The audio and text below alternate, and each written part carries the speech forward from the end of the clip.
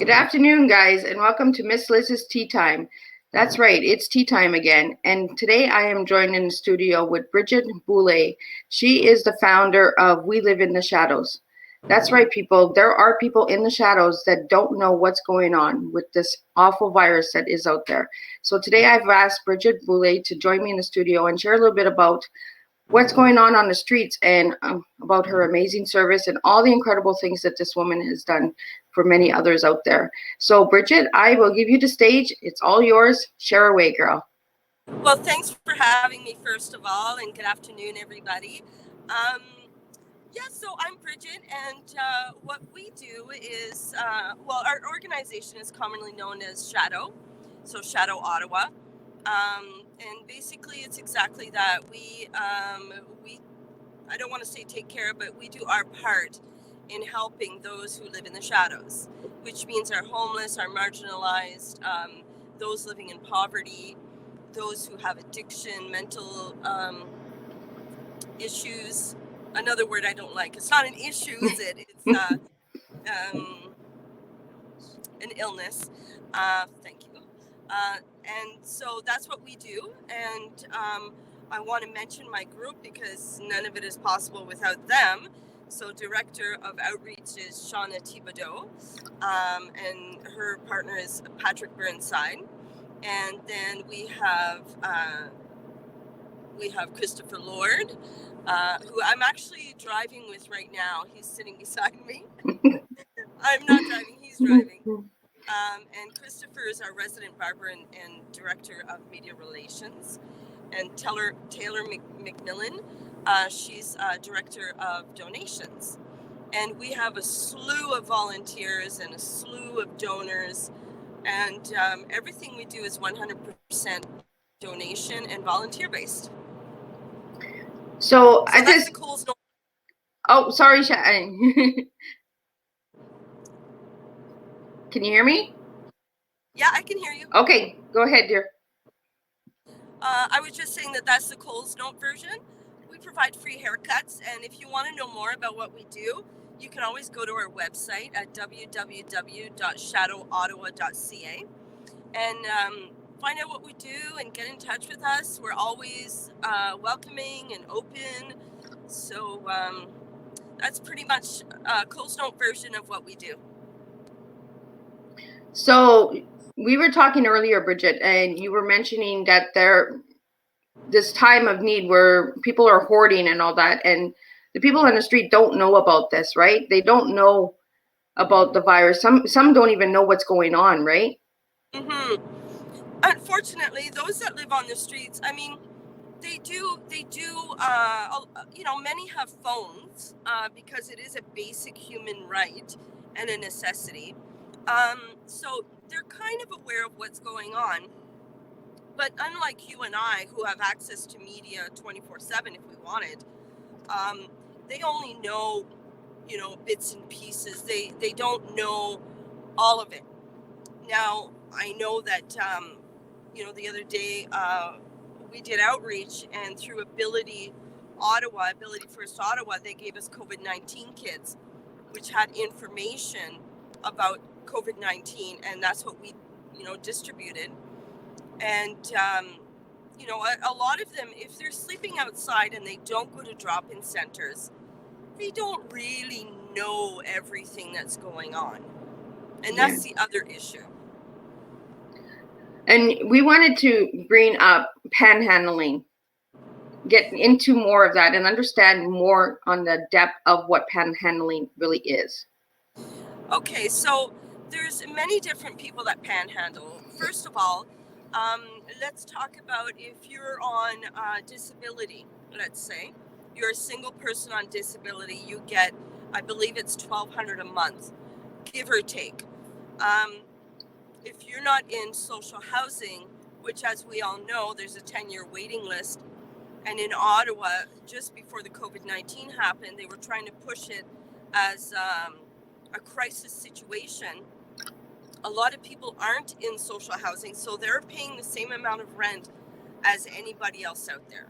And right now in Ottawa, a basic one bedroom is minimum $1,300. So wow. Exactly. Minimum. And so I'm talking, if you want a nice place, you're looking at 1,500, 1,600. And I'm not talking extravagant. I'm talking windows that are actually can close, that the building is clean. That's what I'm talking about. And so if they're only bringing in 1,200 a month, a lot of people are panhandling just to make ends meet. We also have the working poor. If they're working for minimum wage, again paying a rent of minimum about 13 to 1,600, they're panhandling for food and other necessities. So that's one scenario of panhandling. The other scenario of panhandling, of course, is if you're homeless. If you're homeless and you're panhandling, your first order of business is, if you're couch surfing. Couch surfing right now is $25 a night. The first $25 you make is to pay for where you're going to sleep that night. Everything else you make is for your food. And of course, let's talk about addictions. So many of the people out there have addictions, not all. I'm not going to say that they're all on drugs and all drinking, because that's not true at all. So I want people to get that out of their heads right away. Mm-hmm. A lot of people is mental illness, and a lot of people is just an array of bad circumstances that brought them to the street, which I'm going to share with you a story in a little bit about a lawyer. But so if you are addicted, and you're living out on the streets, I'm going to ask you a question.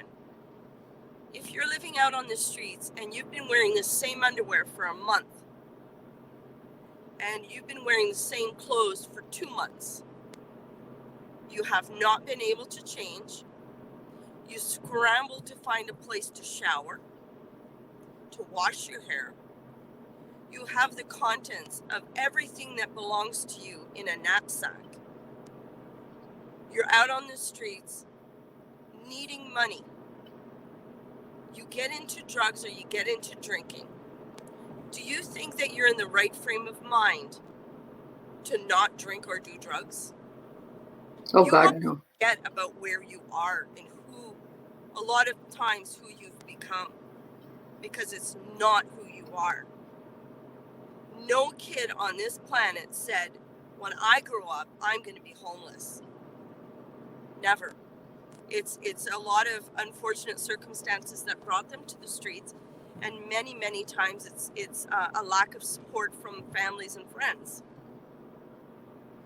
So I mentioned about this lawyer that I wanted to tell you about. So, and this is just one story of many stories that I can tell you. But there's one of our homeless in Ottawa. His name is Ziggy. He goes by Ziggy, and he was a lawyer. So he had a family, he had a home, 2 cars, pool, they traveled twice a year, living the good life. But he worked 7 days a week. On a Sunday, after working, he came home. He put his briefcase down, walked out, went to the local bar, and never came back. Wow. He went on a binge, just drank for a week, and it's just like one day turned into another day, turned into years. This was 20 years ago. And so obviously he had some kind of a breakdown. Like, I'm not a doctor or anything, but I mean, obviously something happened. And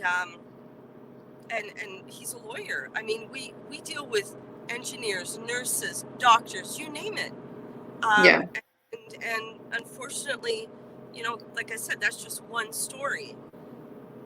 Yeah, we have to break the stigma, right? The stigma is not just people that are addicts that are on the street. There are actual people who have breakdowns, and one day it's just enough. They've had enough and they just walk away from everything, right? Well, if you can imagine a scenario like right now with the COVID-19, we're all on self-isolation right now. And if you had a job that was minimum wage and you've just been laid off, well, I can tell you right now, they don't have the rent for the first. There's no way. And so this is how it happens, right? They don't have the rent. The landlord's not a nice guy or a nice woman. They get kicked out, and they're out on the streets. If they don't have family to help them, they are out on the streets. So is there any help at all in Ottawa, like with the We Are Shadows? Like, are any hotels stepping up and opening their doors for rooms? Like, no, I personally haven't heard of anything, and I've been watching the news. I know that the shelters are operating as usual, taking extra precaution. There's some drop-ins that have decided to do food to go. okay. I'm okay, by the way. We're distant. We're more than 6 feet distance, guys. I'm in my home. She's in her car. So I don't have a sore throat, so we're good. But I think right now everybody's just wondering, what to do. And I think really the core of it, that's the problem. Mm-hmm. People don't know what to do, where to go. I know that some of the food banks have closed. Inner city ministries. Right? Inner city ministries, the vets have closed? Yep. Open. Isolation. Oh, sorry about that. My No, that's okay. My little. It's all good. He's just giving you little keynotes, right? Don't forget that. But like he's saying, inner city ministries has locked down in isolation. Yeah. And what that means, I know that I know for a fact 4 drop-in centers that have closed that I know of. Wow. I don't want to start naming names, obviously, because nobody knows what to do, mm-hmm. right? I mean, the government says if you're more than 10 people, no go. And so these drop-in centers, they have more than 10 people. Yeah. Do they stay open and risk contamination that can multiply, or do they close their doors? Obviously, you have to do the right thing and close your doors. The only thing is that now we have to think of alternative ways how we can help. Yeah. So what my group has done, we have no human contact whatsoever. So I drove around and did porch pickups for anyone that wanted to donate food for families. Okay. And I dropped off at their porches. So it was like, I didn't even see them. It was like, yeah, I just dropped it off. Come and get it, kind of thing. And, drop and run, right? Exactly. And plus, I've got my N95 mask and my gloves and hand sanitizer. Being very careful. I Clorox the car all the time. And when Shauna did outreach, it was the same thing. She kind of, when she saw someone. Oh. I think we're frozen. She kind of. Oh. Are we back? Yeah, we're back. We lost you for a few seconds, but. An air bubble. Technology, right? It's great when it works. Yeah. So that's where we're at. And that's why and of course, going back to panhandling is that they can't panhandle. There's nobody out there. One of our followers, whether you agree with it or not, gives us cigarettes to give out. And, the only thing, obviously, that we're not going to give is drugs or alcohol. But cigarettes are a big addiction. And we see it also as harm reduction. So because a lot of panhandlers will pick butts and roll from those butts. Yeah. The cigarette, right? Or just smoke the butts. And so we actually gave out some cigarettes yesterday too. And they were just over the moon because, it's something that they can't get. And it's just sad, right? I mean, mm-hmm. We don't go out and buy cigarettes, but if they're given to us, we'll certainly give them out. Because it all boils down to harm reduction. Just like if you're an addict, you can go to, the trailer or Oasis in Ottawa and deal with it. And that's the problem. So these people that panhandled for a place to sleep and to buy food, that's no longer an option. Yeah. So I'm not sure what's going to happen now. I know that I was contacted by the Parkdale Food Center this morning because she saw that we were helping families, and they weren't necessarily aware that the smaller food banks were closed, and so we're rerouting people there, and then I'll be able to do the pickup and drop off. Okay. And I think that the more that we work together, the stronger we'll be. Because unfortunately, a lot of times it's often, this is my organization, that's your organization, you do your thing, we'll do our thing. And it's as odd as this sounds, this is something that I found out, which I thought was kind of odd because of what we do. We help people. It's very much like that. It's like you stay in your lane, I'll stay in my lane. But if we're going to get through this, we're going to have to work together. Yeah. So at this time, Bridget, what are you actually seeing on the streets?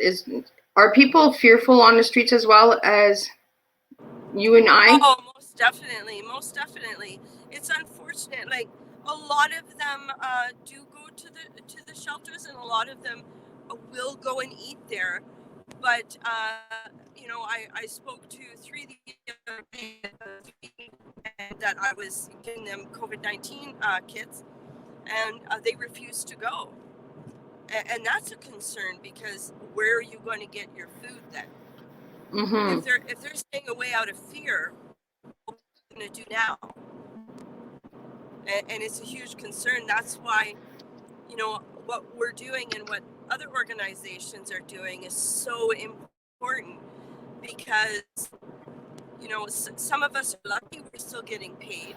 Some of us are still who have support, who friends, you can all pitch together and help each other. But a lot of times people lost nobody. So that's a concern. Illness that goes into that, right?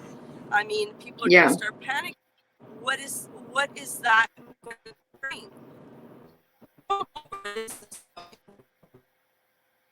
Oh, I think we're having some technical difficulties. It might be because Bridget is on the road, so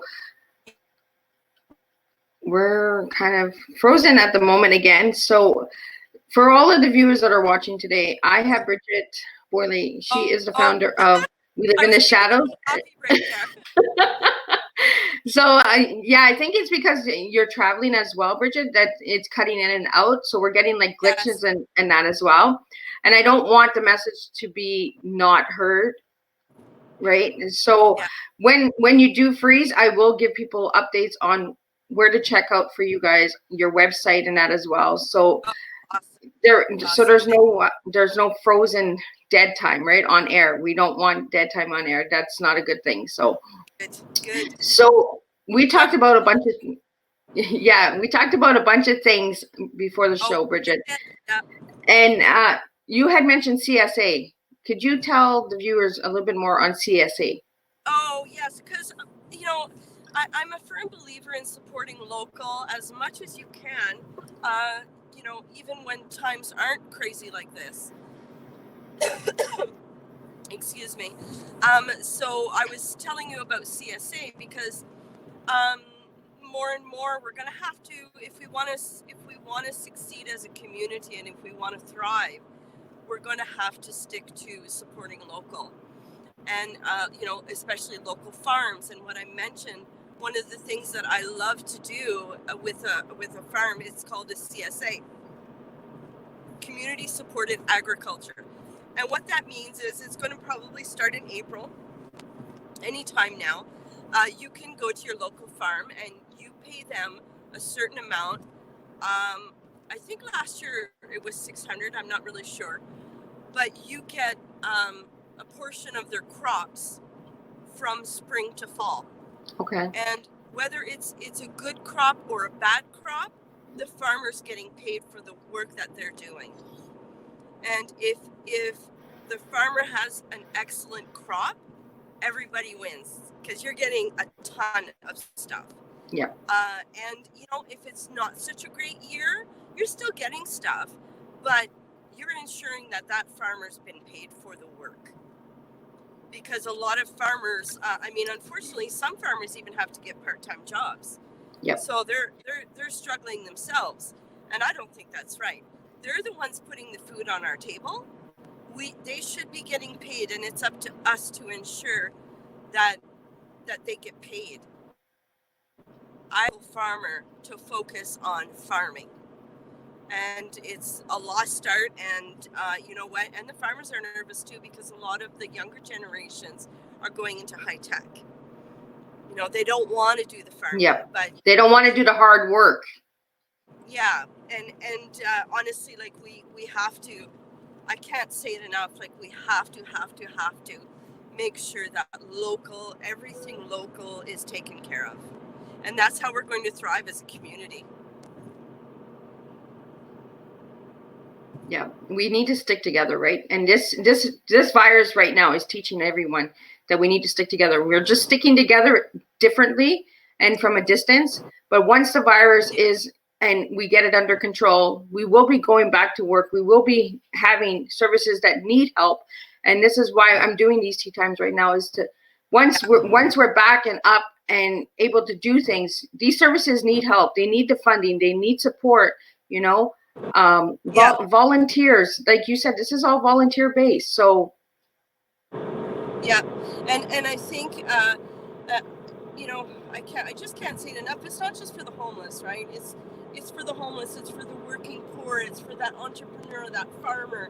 I mean, we have to stick together and we have to support each other. If that means that you're paying a few extra pennies for your eggs, if you can, do it. Yeah. Because that ensures their salary. And if you can buy an extra dozen of eggs and help a friend out or a neighbor out, do it. That's right. Like what happened to back 40 years ago when somebody would come over and borrow a cup of sugar, you weren't the next day, oh, where's my cup of sugar? You just gave that cup of sugar and helped that person out, right? That's right. Now, for me, I'm very fortunate in the sense that I come from a big family. I'm the youngest of 6. So the mindset was instilled in me from from a child. I mean, when you come from a big family, nobody gets more than the other, right? You kind of all share. And so I'm lucky that way that we grew up with that mindset. Even like we lived in poverty, and and we just learned that, nobody took more than the other, and always made sure that, my brothers had as much as me and vice versa. It was never like, I'm going to take it all. And so I'm very fortunate that I grew up with that mindset, because I think that's how everybody should think, and how we're going to survive. Yeah. Only take what you need, right? Exactly. And what's funny is I really want to see our homeless what they need. They're really grateful for what they get, right?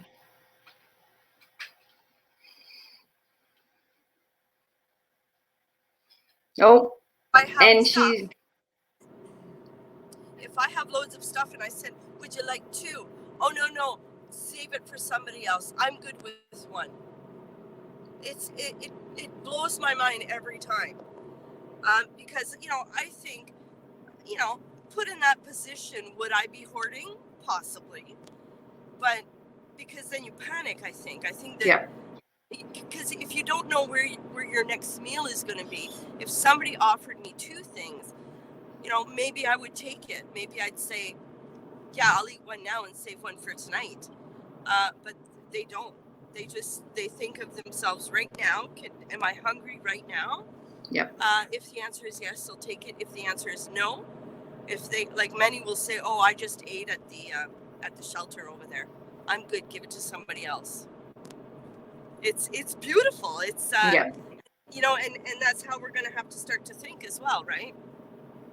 exactly. Like be grateful for what we have, right? Because there we have so much more, you know. Exactly. And you know, when I first started doing outreach and I saw what was going on out there, I would come home and cry, because lucky me, after walking around for a few hours, I could go home and take a nice hot bath, put on my pajamas, and read in bed. How lucky was I? Yeah. And so, you know, and for the first while, I cried a lot because I just kept thinking about the people that I left behind on the streets. And then one day I said to myself, girl, if you're going to keep crying like this, you can't keep doing this. Yeah. So I had to make a decision. You know, it's a coping mechanism of mine where when I go out and when I deal with families in need and are homeless, and I hear their stories, we share that moment. Yeah. And it's a moment of love and kindness and understanding. And then when I leave, that moment stays there. Well, it's like we said. It's like what we said earlier, right before the show. People who live it and felt it and experienced it are the ones who are going to make the change. That's right. You know, that's right. Because we understand what people are feeling. Exactly. And that's what I was telling you, right? Because I come from a place of poverty and addiction, and you know, I got clean and got educated. When I started doing outreach, I kept saying, there must be more that I can do. There must be more. And so I just decided one day that based on my experience and my education, that I was able to be their voice. And so I wrote a poem the night that I had decided that, you know, you're going to have to do something if you want to carry on. And I wrote a poem that night. And that's when I decided that the poem became a song. And then that song became a book. Wow. And because it's a book about true stories from our homeless in Ottawa. And it's very raw, and it's actually it's very raw and authentic, and it's what I wrote, and there's no experience that I didn't, because these are true stories. These are exactly the life that people have lived and why they're on the streets. And so my pain, like we talked about, my pain became my power. And I became their voice. That's what we continue to do. We continue to provide compassion. We don't just feed, we hug, we love, we become our friend. And the hardest thing for us is that we can't connect with them. Yeah.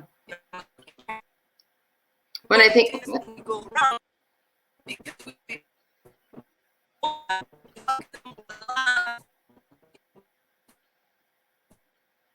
and we have technical difficulties again. I think it's because Bridget is driving. She's not driving. Her son is actually driving, but she's in a car and she's traveling. So I think that the Wi-Fi's are kicking in and out as you're going down the road. I think that's what's happening here. So Bridget is sharing on We Are the Shadows. It's shadowottawa.ca. So check them out. Bridget is sharing on panhandling and understanding that it's not just people who are addicts that are on the street. We need to break that stigma right now. We need to put an end to that right now. It's enough of that judgment, and let's break it. There are people, like you just shared earlier, a lawyer who was homeless for many years. It happens to anybody. Don't think it won't happen to you. It might happen to you as well. So have some compassion towards the people that are on the streets at this time as well. We're told to keep our distance, but you know, there's other ways we can help these people out there as well. Like once this virus is under control, these services are going to need help. They're going to need volunteers. They're going to need funding. We need to help these people out. So check out shadowottawa.ca, and as soon as I get Bridget back, and she keeps cutting in and out. So when she's back, I'll get her to share a little bit more. I want to hear more about this book, and I want to hear more about this song, the poem that turned into a song. And that in itself shows you all out there who are watching, my viewers, that steps. She wrote a poem, it turned to a song, turned into a book, and now she is helping people with this amazing organization of Shadows Ottawa. So you can make a difference. One person can make a difference. So if you want to help somebody, just go and do it. Like, stop questioning if you can or you can't. Just do it. So can you hear me? I got you back now. Yay!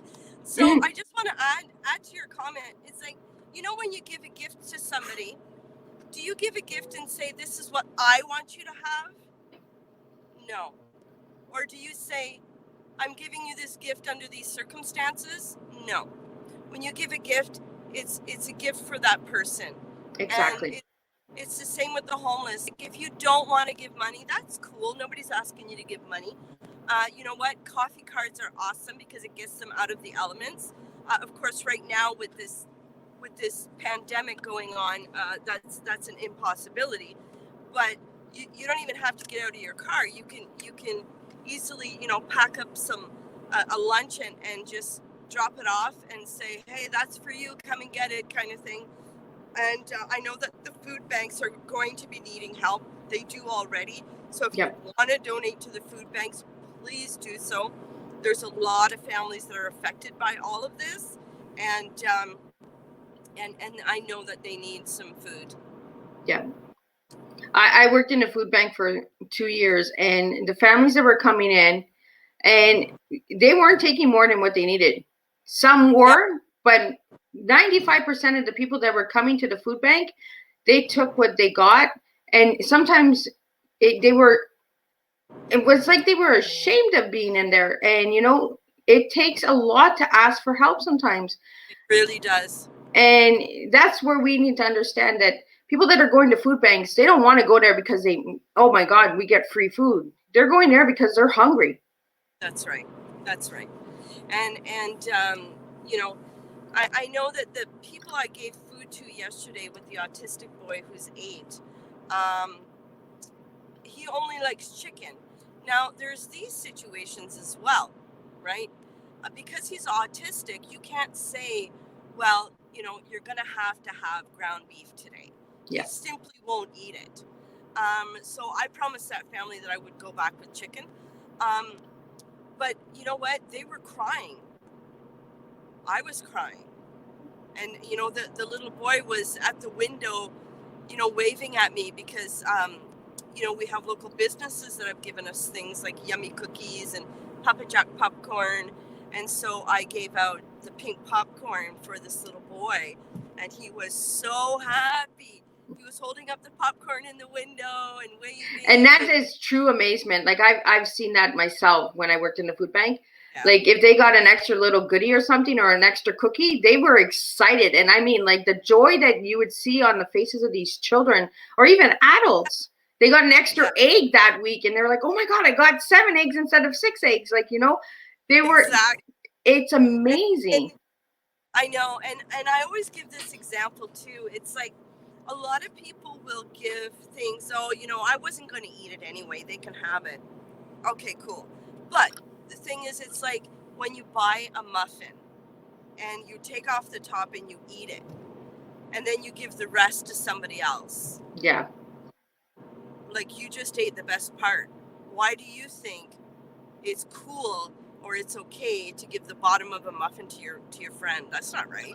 Yeah. Just cut the muffin in half. Exactly. So it's, you know, I use that scenario a lot because it's kind of the mindset of the, you know, what people think that, you know, the homeless, I mean, don't get me wrong, donations are very, very much appreciated. But it's also appreciated to, you know, eat more than noodles kind of thing. Yeah. If you want to buy noodles, buy, you know, some nice sauce that goes with it. You know, and it's just like they have to eat healthy as well. Exactly. Yeah, they don't need secondhand stuff all the time. Exactly. Which brings me back to the farms, because a lot of the farms give to the food banks. Yeah. So it just goes around. Yeah. So support your local farm, and that farmer supports people who are hungry. It's just a win-win all around. Yeah, and that's how we have to work together, right?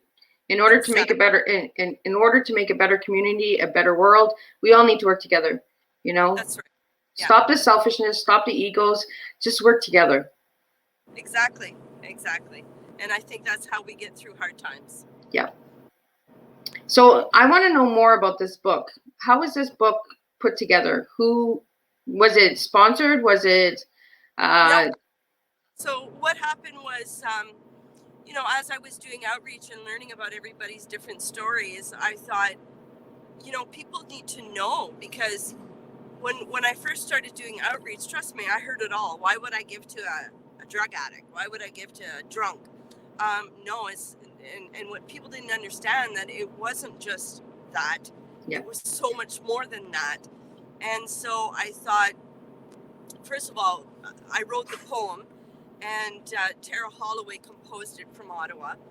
And then there was a slew of musicians that put it together. So Tara Holloway does the vocals, Tony D does the guitar. Oh, wow. It was recorded at Dean Watson's studio. You know, there's, I can't even think, there were so many. So we got together and did the song. And then I decided I'm going to write a book. And the book will be kind of like Chicken Soup for the Soul. It's all little stories, but the stories are real and true and about our homeless in Ottawa. And so I got a publisher, and he did a horrible job. So I fired him, and then I became a publisher, and I published my own book, and I published it under Shadow Publishing. Okay. Then I thought, by being a publisher, I can help others if they want to publish a book as well. So that was 2 years ago. And right now, before all this happened, I did my first interview for volume 2. Okay. And that's an interesting story that I won't completely tell you, but all this to say was that she was a nurse. Okay. So, and now she's couch surfing. So, wow. Yeah. So, and you can also find the song on YouTube. It's okay. called With the Shadows. You'll find it probably under my other name, Brigitte Lord, but my name is, I just went back to my my childhood name, Boulay. Okay. So I am Brigitte Lord and Brigitte Boulay. I'll get you to also share that, like once the show is done, I'll get you to put in the YouTube link for that song so the viewers can check it out. Anything about the books, Shadow Publishing, anything that you're a part of, Bridget, I want it out there, and I want people to understand that once this show is done, we're not done. We're just starting our journey together. There will be different things coming up. I want to have an updated show with all of my guests that I've had on Tea Time, and kind of make a world kind of tea time all together, and show the incredible services that have reached out and have supported me as well by saying, yes, I'll be on your show, you know? So I think it's a wonderful thing that you're doing. And I think, like we talked about mental illness and all that stuff, and how I said you took your pain and you turned it into power. And I think that's a beautiful thing, and it just shows how strong you are. And I think coming from a place of pain or addiction or poverty or anything like that puts you in the perfect position to help others. Yep. Because you're not talking out of your hat. I mean, you're talking from experience. You're talking from the pain.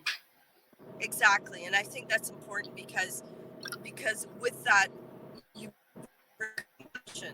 if you've learned from a text, there's a certain better understanding if you've lived it. So I think it's important what you're doing as well. Kudos. Oh, thank you. Thank you, dear. I really appreciate it. And it's like I said to you, it's almost like the ripple effect. Once I share your show, another agency will pop up and like it. I'll reach out to them, and have them on. It's almost like everyone is connecting the dots for the change that needs to be made in the world today. You know, Absolutely. I've never known you before. I've only known you because you liked a previous post of mine, and I reached out to you, and that is how I'm finding my guests, guys. There is no magic wand here. The universe is doing the magic for me. They're just putting the people that I need on my doorstep. So. And we talked about that, right? Because I said, if the journey is easy, you're on the right path. Yeah. If things just start coming to you, then you're doing what you're meant to do. And it was the same with me with our homeless here in Ottawa and those that live in poverty. It grew to what it became, and the right people joined, and you know, people wanted to share their stories, and others wanted to donate, and it's just exploded from there. When I tell you that we are 100% donation and volunteer based, and you wouldn't believe the things that we do on a monthly basis. It's incredible. A few months ago, we did a makeover session with professional photographer for Christmas, and we did it at Oasis, which is the Sandy Hill Community Health Center, and they deal with addiction and mental illness and all that.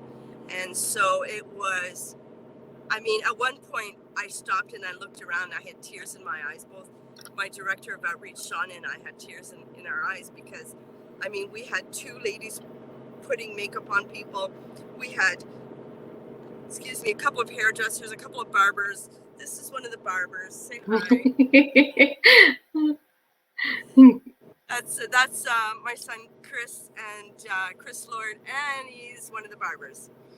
And so it was just a beautiful thing because you have these people.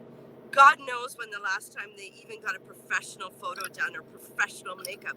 Have they ever had it done? And so we were lucky enough that quite a few people stepped up, and we wanted to provide them with a professional photo of them looking really nice so that they can send it to their families. We had, I'll never forget, this one woman said, I actually look like that. Wow. I mean, I could just start to cry because it's just it's so amazing, right? It's the little things that matter, you know? A picture. Yeah, it's just incredible.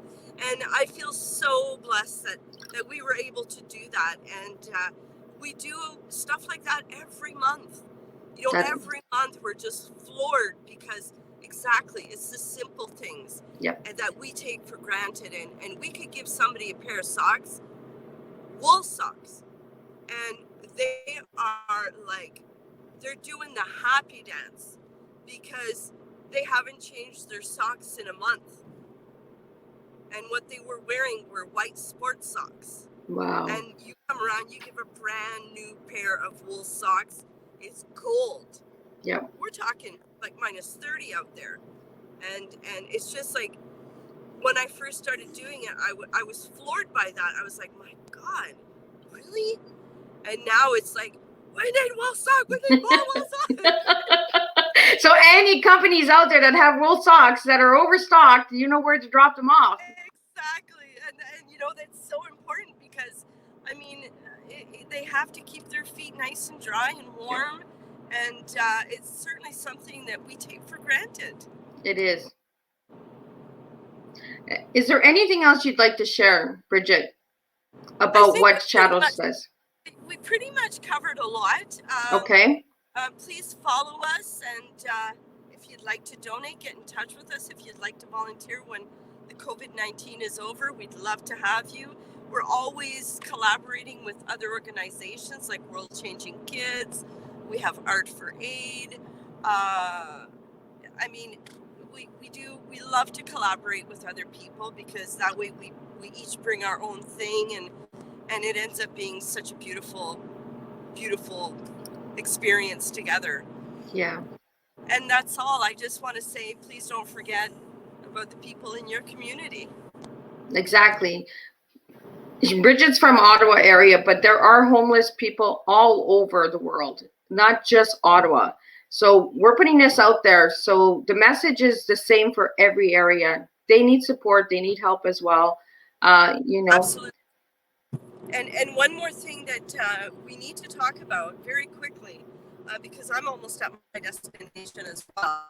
But we talked about that this isolation period right now. We talked about how abusers are benefiting from this because the abusee has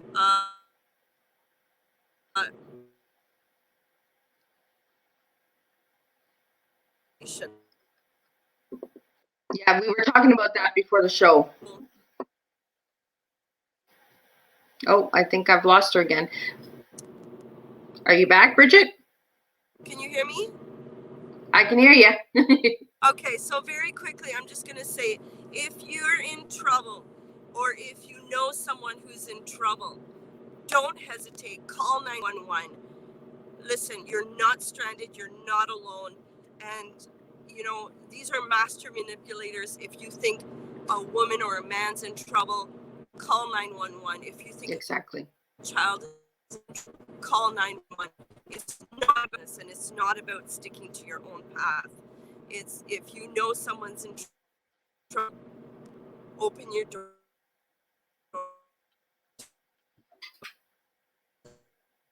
You come. Exactly. Like, I think I'm losing you again, Bridget. Cutting out really bad. Yeah. So what Bridget is mentioning is we had talked before the show, and isolation right now, we're all being told to stay indoors and to stay away from people, keep our distance. But what about the people that are in homes that are not safe? This is what we're trying to say. Not everyone is in a safe environment, and we want you to know that you do have resources out there that you can ask for help. You can call 911. Don't feel that you need to stay in, because we do know that abusers will be using this to their advantage. And a lot of things will be hidden behind closed doors because of the isolation. And we want to firmly make it clear. Reach out for help. You're not. And what if you go to our Instagram page, the other day we posted a bunch of numbers available to call, that if you're in a situation, whether it's mental illness, you need to talk to somebody. At the end of the day, if you're in a bad situation, call 911. If you're in danger, call 911. But there's a lot of services out there that you can call, and they're there to help. So if you go to our Instagram, you'll see a post with several numbers that you can call. Yeah. And what I'll do is I'll tag you so you know where to put all these comments, Bridget. Put your Instagram pages out there, Twitter pages, any pages that you have or any resources that you have that will help somebody during this time and after this time. I would like it out there. The YouTube song, the book, everything. If you're looking for stories, for me, I want to put it out there that once this virus is done with, I would like to sit with somebody on the street and get to know their story. And it doesn't have to be anybody that I'm directed to. I know who I'll be directed to because I'm being directed to the people that I need now during tea times. But I want maybe for people out there to just sit and talk with somebody who's on the street and get to know their story before judging them, you know? And if they ask for $1 and you don't have $1, maybe go get them a coffee or go get them a sandwich, you know? Ask them what they need, because like you said, Bridget, it's not always about the money, you know? It's not. And anytime you want to come and do outreach with us, you're more than welcome. Oh, I'd love to. And as a matter of fact, I do need stories for the book. So I have about 8 lined up right now, and then I stopped because of the COVID-19. But once all this is over, I'm going to start the interviews again. And I'm doing a shout out if anybody has been homeless, has been addicted to anything, has come to the other side, or is homeless, has addiction, and if you want your voice to be heard, reach out. Yeah, I actually met a guy on LinkedIn who actually does paintings of homeless people on cardboard. I saw that. I connected with him. Okay, good. He's amazing. We connected, but then this happened, and because I wanted to send him a picture of one of my street friends that I absolutely adore, but then this happened, and that reminds me I should. I mean, he's got time on his hands now, right? That picture. Yeah. Yeah, he's an amazing man too, and that's what I mean. I don't know these people. These people find me. I guess I have some kind of energy that people are coming to me, but there is no magic wand here. Like, the universe is doing the magic for us, right? That's right. Exactly. So as soon as everything gets better, let me know, and for sure I will come out, and I would love to sit and talk and meet people on the street, because I know how it is. I lived out of a suitcase for 18 months. Yes, I had a roof over my head, but I lived out of a suitcase, and I didn't have the saying of where I could eat or where I had a roof over my head, but I had to obey what that person's home was, right? Well, I think you should share your story. Well, I'd love because to. You took your pain and turned it into power, and look at what you're doing now. Yeah. It's amazing, and kudos to you. Brilliant. It's brilliant. Well, thank you, dear. So I'm going to let you get to your destination and enjoy your time. I believe you're picking up your daughter or your niece. My granddaughter. Or your granddaughter. And enjoy that, and stay safe. And we will stay in contact. With all of my guests, I stay in contact with them before, during, and after the programs. I don't want this to end. So if you need any help at all, or you need to get anything out there, if you have a fundraising going on or an event and you need photographers, you need artists, I will help you with that. I will get it out there and get you some help as well. So thank you so much, and thank you for the time today. Then thank you. Nice chatting. Yeah. So we didn't get a chance to talk really about much about tea, but also people that are on the street, they enjoyed our tea. So bring them a cup of tea. And with that, I'm going to end this tea time, and we're going to make a difference, one cup of tea at a time. Thank you, guys. Cheers. Stay safe.